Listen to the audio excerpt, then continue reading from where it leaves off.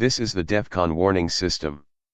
Alert status for 9 p.m. UTC, Sunday, March 27, 2022. Condition code is yellow. DEFCON 3.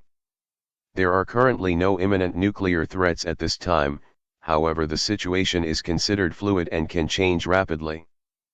The situation in Ukraine continues to be fluid, with statements by both sides that are aggressive and that indicate nuclear war is something that both sides are thinking about. The most likely scenario is a single detonation over Ukraine or the sea as a demonstration.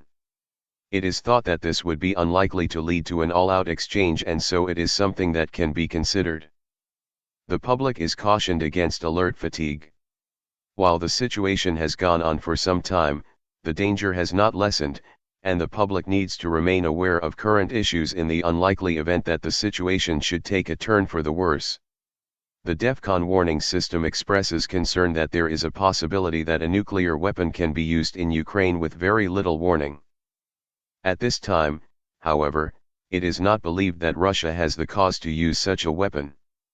This can change as the war progresses and Russia begins to lose captured territory.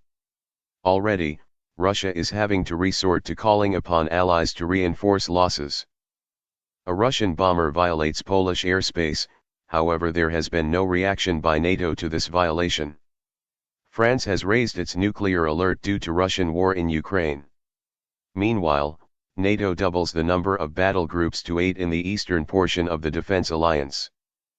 Russia has altered its stated goals in Ukraine, now claiming it only wants the eastern part of the country, and has begun to dig in to defend it. The US president has stated that the Russian president cannot stay in power. The White House responded to clarification requests that the president was talking about removal via the ballot box, however it is unlikely Russia will accept this interpretation. China has fully militarized 3 islands in the South China Sea, while China and the Solomon Islands are close to signing a security agreement that could open the door to Chinese troops and naval warships at the island. United States is to waive sanctions on Russia connected to expanding Iran's Bushehr nuclear plant. Additional sanctions are scheduled to be waived on Iran as well. The European Union is to equip itself for combat missions for the first time in its history. First unit will be a 5,000-strong military intervention force. Côte d'Ivoire has ratified the UN Treaty on the Prohibition of Nuclear Weapons. North Korea has tested an intercontinental ballistic missile, and South Korea is warning that North Korea may be prepping for another nuclear test. The DEFCON warning system is a private intelligence organization which has monitored and assessed nuclear threats by national entities since 1984. It is not affiliated with any government agency and does not represent the alert status of any military branch.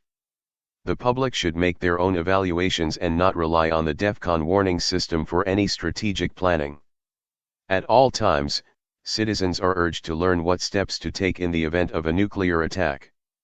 If this had been an actual attack, the DEFCON warning system will give radiation readings for areas that are reported to it. Your readings will vary.